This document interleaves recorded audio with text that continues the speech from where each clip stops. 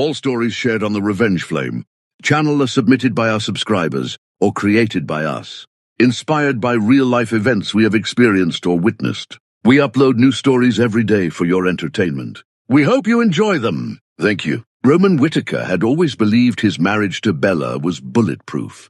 They met in college, married at 25, and built a quiet life in suburban Denver. 2 incomes, a paid-off house, weekend hikes in the Rockies. Bella worked marketing at Apex Dynamics, a mid-sized tech firm. Last year, she landed a promotion to senior strategist, reporting directly to Carton Hayes, the charismatic VP of operations.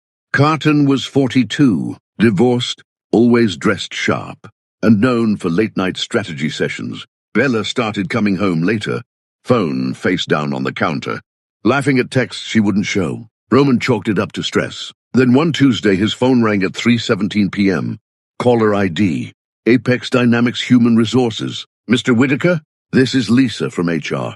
We need to speak with you about your wife and her supervisor. It's urgent. Roman sat frozen in his home office, the HR woman's voice calm but clipped like she'd delivered this speech before. Mr. Whittaker, company policy requires us to inform spouses when we open a formal investigation into a supervisor-subordinate relationship that violates our fraternization and conflict of interest rules. We have documented evidence, emails, calendar entries, hotel receipts from the Chicago conference last month, security footage from the parking garage after hours. Bella and Carton have been involved for at least 5 months. Roman heard his own breathing loud in his ears. Is this an affair?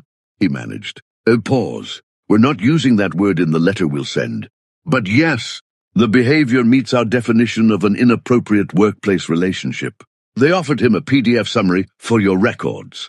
Roman hung up, opened his laptop, and stared at the attachment titled simply, Notification Policy Violation Bella Whittaker. Roman printed the HR document in silence, every page a fresh wound. Timestamps of after-hours access to Carton's office. A shared Airbnb booking in Aspen labeled Team Retreat.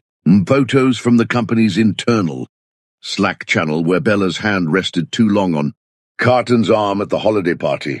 He laid them out on the kitchen island like evidence in a trial. Bella walked in at 7:42 p.m., coat still on, cheeks flushed from the cold or guilt. Hey, babe, she said, voice too bright.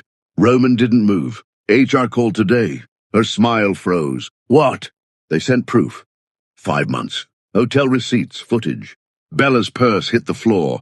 Roman, I can explain. He held up a hand. Save it. I already know more than you think. Bella collapsed onto a bar stool, mascara streaking like black rivers. It wasn't planned, she whispered. Carton listened when I felt invisible at home. Late nights turned into long talks then. Feelings. We never slept together, not once. It was emotional, Roman, I swear. Roman studied her face, searching for the woman he married. The hotel receipts said otherwise, but he let her keep talking. Let her believe the tears were working. Inside, something cold clicked into place. I need space, he said finally, voice flat. Stay with your sister tonight.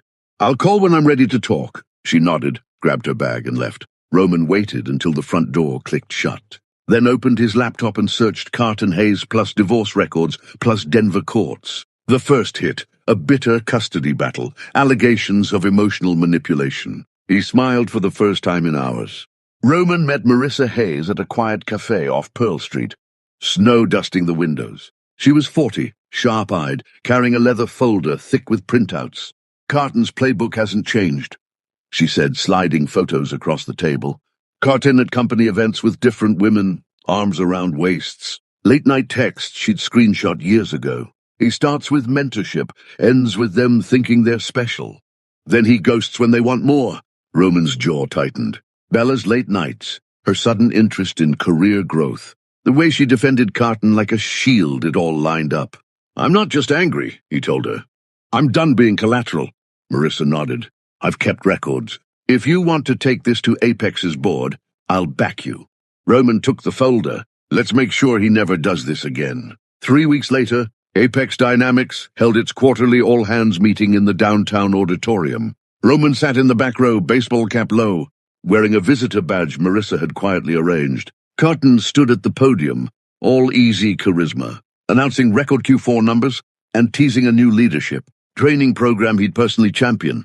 Then the lights dimmed for the CEO's video message, instead of the expected slide deck. Security footage filled the screen. Carton and Bella in the parking garage, hissing hard against his Audi, her hands in his hair, his sliding under her coat. Gasps rippled through the room. The clip looped once more before cutting to black. The CEO's voice came on cold and final. Effective immediately, Carton Hayes is terminated. An independent investigation is underway. Thank you for your attention. Roman stood, walked out past stunned faces, and never looked back.